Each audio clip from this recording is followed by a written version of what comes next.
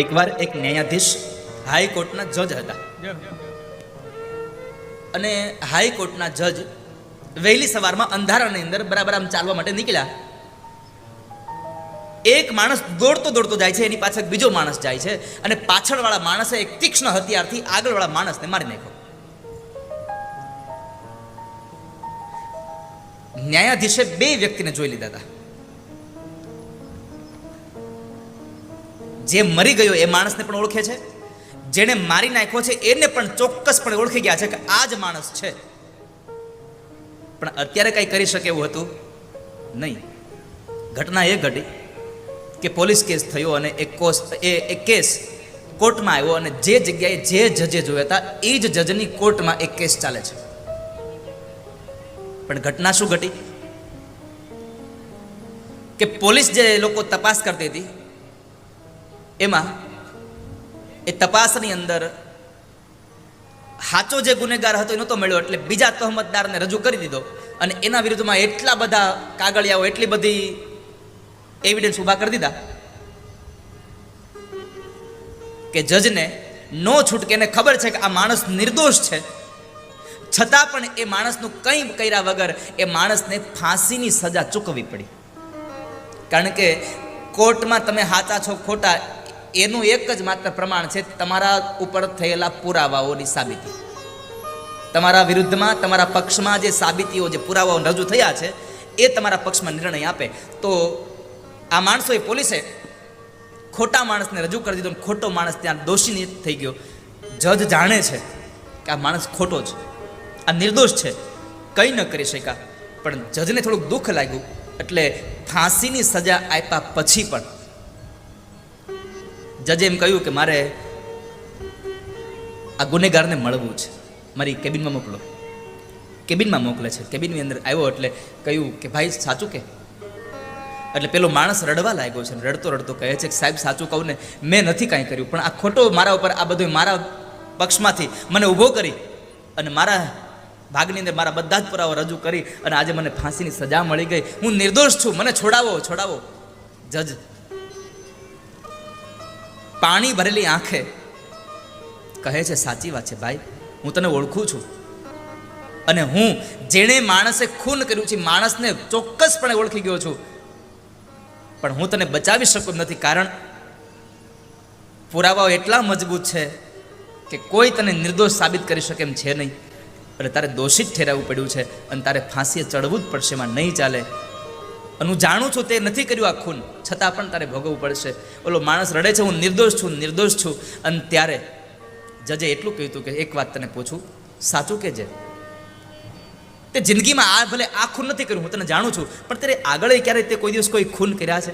ત્યારે રડતો રડતો માણસ બોલ્યો છે હા સાહેબ, મેં અગાઉના સમયમાં મારી પાસે સંપદા હતી ત્યારે મેં 2 ખૂન કર્યા છે, પણ સંપદા અને મારી ઓળખાણને લઈ અને હું નિર્દોષ છૂટી ગયો હતો. અને ત્યારે જજે કહ્યું કે કદાચ આ જગતનો માણસ તારી ઓળખાણ, તારી પદ અને પ્રતિષ્ઠાને લઈ અને કદાચ તું છૂટી જાય એ વાત સત્ય છે, પણ આજ તને આ ફાંસીની સજા તું નિર્દોષ હોવા છતાં પણ મળી, એ માત્ર ને માત્ર તારું કરેલું કર્મ તને અહીંયા લઈ આવ્યું છે. માટે પ્રારબ્ધ જિંદગીમાં નહીં છોડે ક્યારેય. આગળ જે ખૂન કર્યા હતા એની તને સજા ફાંસીની જ થવાની હતી, પણ એમાં તે તારી ચાલાકીથી છૂટી ગયો, પણ આ વખતે તું નિર્દોષ હતો છતાં પણ ફસાઈ ગયો, કારણ તારું કર્મ તને લઈ જશે. રોડ ઉપર આમ ગાડી જતી હોય, રોડ ઉપર ગાડી જતી હોય ને એ રોડના કિનારે એક મકોડો બેઠો હોય, એ મકોડાના ભાગ્યમાં લખ્યું હોય કે તારે ગાડીના પૈડા નીચે તારે કચરાઈને મરવાનું છે, એના પ્રારબ્ધમાં લખાઈ ગયું હોય. નકર મકોડો જો એ કિનારે બેઠો રહી ને તો એ સેફ હતો, મરે નહીં. પણ એ સમયે બરાબર મકોડાને બુદ્ધિ એવા પ્રારબ્ધે લઈ ગઈ કે બુદ્ધિ હુજાડ્યું, દોડવા માંડ જલ્દી, સામે વિયો જા. અને સામે જેવા ગયો અને ટાયર નીચે આવીને ચકદાઈને મરી ગયો. આ જગતમાં તમને જ્યારે દુઃખની યાતનાઓ થાય છે ને તમે જ્યારે એવા પગલાં ભરો છો ને ત્યારે સમજવું, મારા કરેલા કર્મથી મને મારું પ્રારબ્ધ મારી બુદ્ધિને પ્રેરણા કરી રહ્યું છે ને મારી બુદ્ધિ મને દુઃખ આપી રહી છે. આ સુખ મળે છે એ પણ તમારા કરેલા કર્મનું સત્કર્મ છે. તમને બુદ્ધિ અહીંયા કથા બેહારવાના વિચાર કરાવે છે. જે કર્મ કરે છે ને ફળ ભોગવવું જ પડે છે. કર્મ પ્રધાન વિશ્વ કરી કર્મ પ્રધાન વિશ્વ કરી રાખા. આ જગતમાં કર્મ પ્રધાન છે, યાદ રાખજો. અને તમારું કરેલું કર્મ તમને પ્રારબ્ધમાં ભોગવા વગર છોડશે નહીં, નહીં અને નહીં. તમારું કરેલું કદાચ તમને એમ હોય કે હું તો બહુ ચાલાક છું, હું બહુ તૈયાર છું, એટલે મને ક્યાં કોઈ ઓળખી જવાનું છે. તમારું કર્મ એક વખત પીપળે આવીને પોકારે, પાપ પીપળે જ પોકારે, જાહેરમાં જ પોકારે. તમારું કર્મ તમને નહીં છોડે. મેં કહ્યું છે ને, ભગવાન છોડી દેશે, કર્મ નહીં છોડે. જે કર્મ કરશો એવું ફળ તમારે ભોગવવું જ પડશે. કદાચ તમે આજ ખોટું કામ કરો છતાં તમને સુખ હોય તો એમ ન સમજવું કે આપણે દુઃખી ન થતા. એ તો તમારા ગત જન્મનું, ગત સમયનું કંઈક સંચિત કર્મ તમારામાં પડ્યું છે, એટલે એ સંચિત કર્મ તમને સુખ આપી રહ્યું છે. બાકી પ્રારબ્ધવશ તમારે દુઃખ આવવાનું છે. સામાન્ય રીતે આપણા ઘરની અંદર જે ઘઉં ભરવાની કોઠી હોય એમાં ઘઉં ભર્યા હોય, પછી નીચેના ભાગમાં થોડું બાખોરું હોય, ત્યાંથી તમે કાઢો એટલે શું આવે? ઘઉં આવે. અડધી કોઠી ઘઉં થઈ જાય પછી ઉપરથી તમે નકરા લોદરા જ ભર્યા હોય, ડુંડા ભર્યા હોય એમદમ, અને છતાં નીચેથી ઘઉં આવે તો તમે શું વિચારો? એટલે આપણે ઉપર તો ડુંડા ભર્યા તોય આમાં નકરા ઘઉં આવે છે. પણ એનું એકમાત્ર કારણ છે કે તમે પેલા જે હારા ઘઉં ભર્યા હતા ને એ હજી કામ હાલ્યું આવે છે. પણ જેવા તમારા સત્કર્મનો પ્રભાવનો, પુણ્યનો ભાવ ખતમ થયો એટલે તમારા કરેલા નિશ્ચિત કર્મનો, તમારા દુષ્ટ કર્મનો ભાવ રૂપે તમને થોથા મળવાના જ. એક ગામડે 5 વર્ષનો દીકરો થયો અને પતિ ગુજરી ગયો.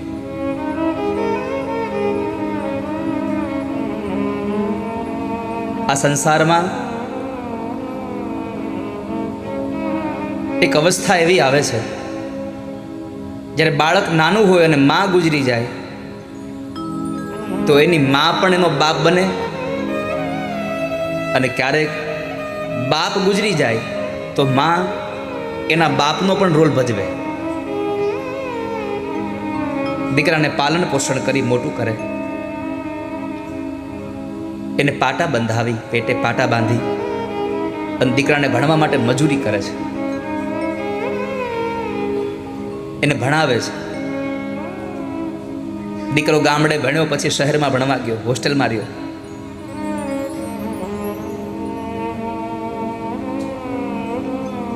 એક વાર માં એને મળવા ગઈ, મળીને આવી. થોડા મહિનાઓ પસાર થયા, માને પાછી યાદ આવી. દીકરાની બહુ યાદ આવીને એટલે માં ફરી પાછી અને સ્કૂલે મળવા ગઈ. સ્કૂલને છૂટવાનો સમય અને દીકરો બહાર નીકળે એવા સમય માં દરવાજા ઉપર ઊભી હતી. માને આમ જોઈ ગયો, એકદમ બાવડું પકડીને લઈને વહી ગયો. નિશાળથી થોડા દૂર જઈને માને ન બોલવાના શબ્દ બોલ્યો છે, તને અહીંયા આવવાનું કીધું કોને? હવે તું શું કામ અહીંયા આવી છો? તને ખબર છે તું અહીંયા આવે છે એટલે મારા મિત્રો મને એમ કહે છે કે કાણીમાનો છોકરો છે, આ કાણીમાનો છોકરો છે, તું બાડી છો એક આંખે.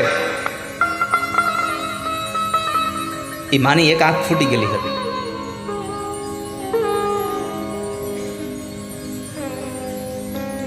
એક આંખમાંથી આંસુ નીકળ્યું.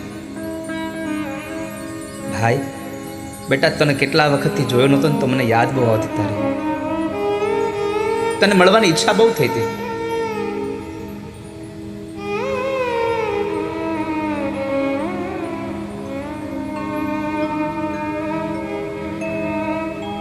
તારા માટે હું ટોપરા પાક બનાવીને લાવી છું.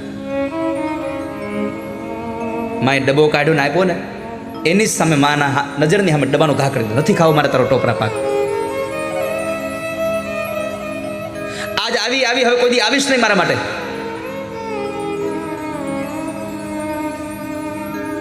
બધા મારી મજાક કરે છે, મસ્કરી કરે છે.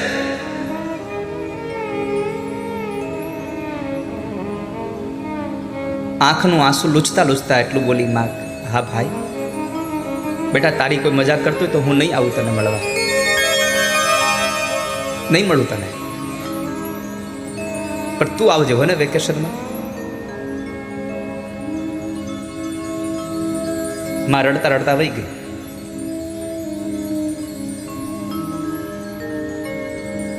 દીકરો વેકેશનમાં ઓછો જાય છે.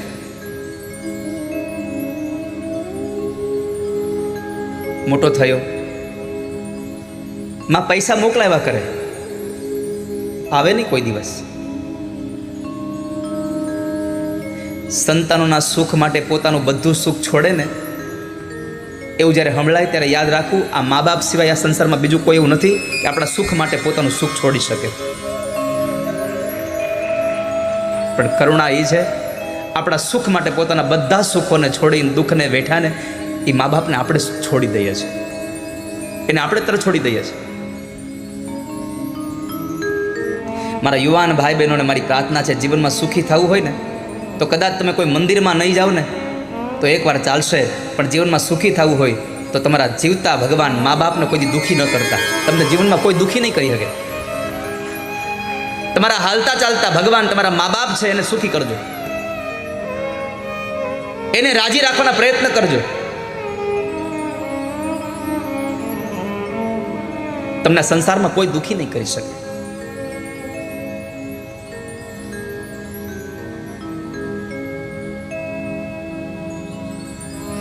માં દુઃખી થઈ ગઈ છે. જ્યારે મા બાપ જીવતા હોય ને ત્યારે એની સેવા ખૂબ કરી લેજો. એ મૃત્યુ પામશે પછી તમારી પાસે સેવાનો સમય નહીં રહે.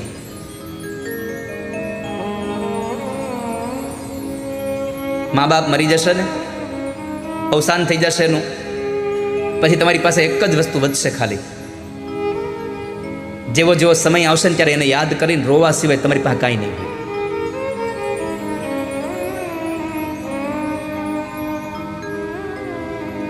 મારી જન્મની દેનારી માં, મને તારી યાદ આવે.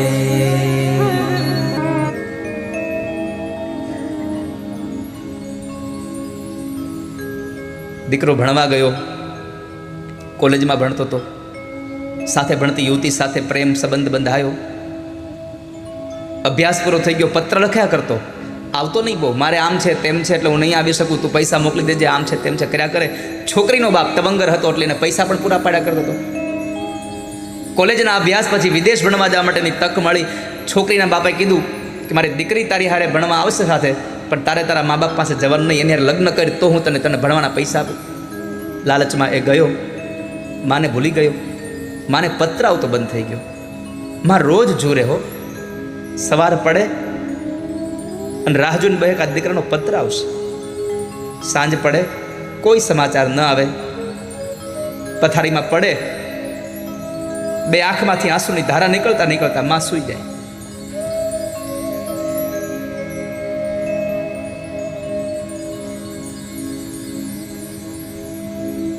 આમને આમ કરતા કરતા વર્ષો વીતી ગયા.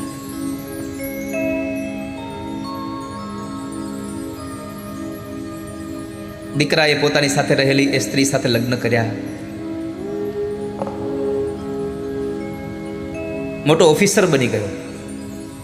દીકરાની ઘરે દીકરાઓ થઈ ગયા, પણ કોઈ દી માને યાદ નહોતો કરતો. ખૂબ સમય વ્યતીત થઈ ગયો. ગામમાં જે પ્રાથમિક શાળામાં ભણ્યો હતો ને એ પ્રાથમિક શાળાના સંચાલકોએ એક કાર્યક્રમ રાખેલો કે ભૂતપૂર્વ છાત્રોનું સન્માન કરવું. એમાં આ માણસનું નામ હતું એટલે એને પત્ર મોકલ્યો. એટલે માણસે જવાનું નક્કી કર્યું કે લાવ ને ગામડે આવું બધું છે તો જતો આવું. ગામડે ગયો, સન્માન થયું. કાર્યક્રમ પતાવીને જ્યારે નીકળે છે થયું કે લાવને એકવાર માને મળતો તો જાવ. જ્યારે રહેતો તો એ ઓરડી આવે છે તો દરવાજે તાળું મારેલો હતો. બાજુમાં પૂછ્યું કે અહીંયા માજી હતા એ તમે? મારા બા અહીંયા રહેતા હતા. બાજુવાળાએ જવાબ આપ્યો, ભાઈ તમારા બા ગુજરી ગયા અને 3 વર્ષ થઈ ગયા છે. તમારા બા ગુજરી ગયા અને 3 વર્ષ થઈ ગયા. ઓ ગુજરી ગયા છે. માં મરી ગઈ તો એની આંખમાં આંસુ ન આવ્યું. પણ પડોશી કીધું કે એક કામ કરો, ઉભા રહો. તમારા બા જ્યારે બહુ બીમાર હતા ને ત્યારે એણે એક પત્ર તમારા માટે લખીને આપ્યો હતો ને એણે કહ્યું હતું ક્યારેય પણ મારો દીકરો મળે ને તો પત્ર મારા દીકરાને આપી દેજો. મેં પત્ર તમને આપ્યું, લાવો ને. દીકરાના હાથમાં પત્ર આવ્યો. પત્ર ખોલીને વાંચે છે. ઉપર લખ્યું હતું, મારા વાલસોયા, માં એક શબ્દ વાપર્યો તો મારો અંતરનો રાજીપો છો તું.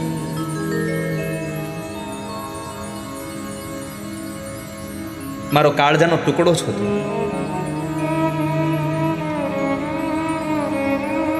ભાઈ,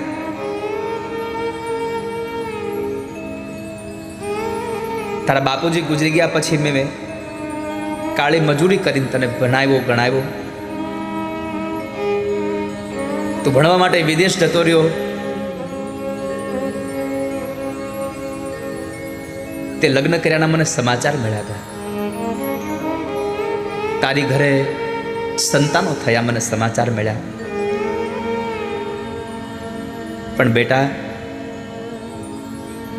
હું તારા દીકરાઓને રમાડી ન શકી ક્યારે. પણ વાંધો નહીં, પણ તારી માં તને આશીર્વાદ આપે છે કે તું તારા દીકરાઓ બહુ સુખી થાજો, ખૂબ સુખી રહેજો.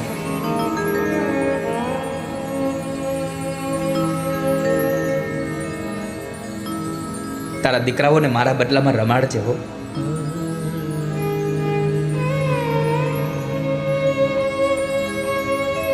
એક બહુ સુંદર પંક્તિ લખી હતી માએ.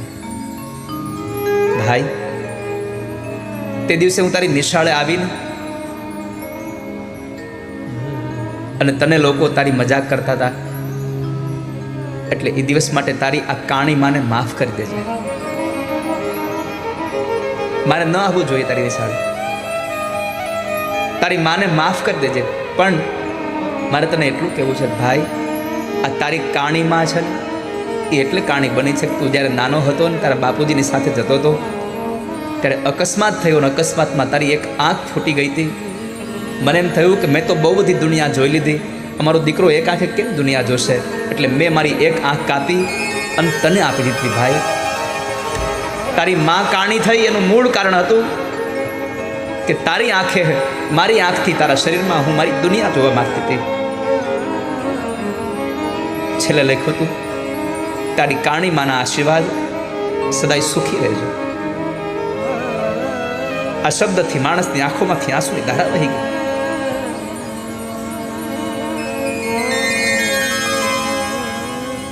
મારી જન્મની દેનારી માં, મને તારી યાદ આવે જો.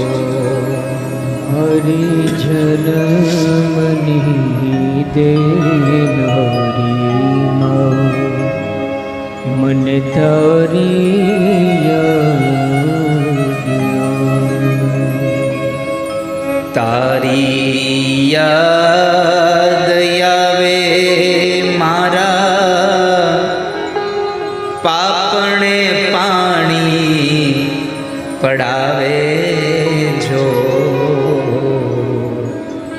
મારી જન્મની દેનારી માં, મને તારી યાદ આવે જો. હરી યાદ આવે મારા પાપણે પાણી પડાવે જો.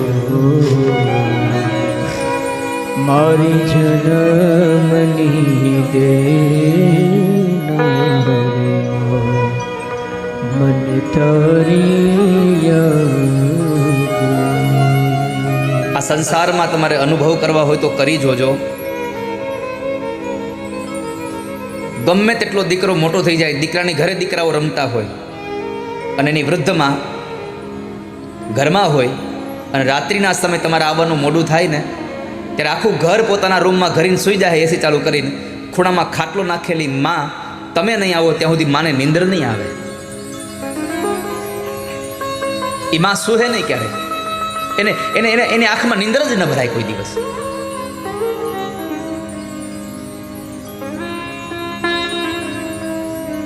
માં ઈ તો માં છે, બીજા બધાય વગડાના વા છે. નીંદ રહનો યવે બેટો હોય ઘરની બહાર. નીંદર ન આવે જ્યારે દીકરો બહાર હોય, દરવાજો ખટખટે ને માનું હૈયું ઉભરે કે મારો ભાઈ આવી ગયો. દીકરો આવે ને ત્યારે તમે જોજો, માં પૂછશે, હે દીકરા આવી ગયો? એમ નહીં પૂછે, ભાઈ આવી ગયો બાપા. માં પોતાના દીકરાને ભાઈ કહીને બોલાવે, ભાઈ આવી ગયો બાપા. અને દીકરો એટલું કહીને હા બા હું આવી ગયો, પછી માં શાંતિથી સૂઈ જાય. જ્યાં સુધી દીકરો બહાર હોય ને ત્યાં સુધી માને નીંદર ના આવે કોઈ દિવસ.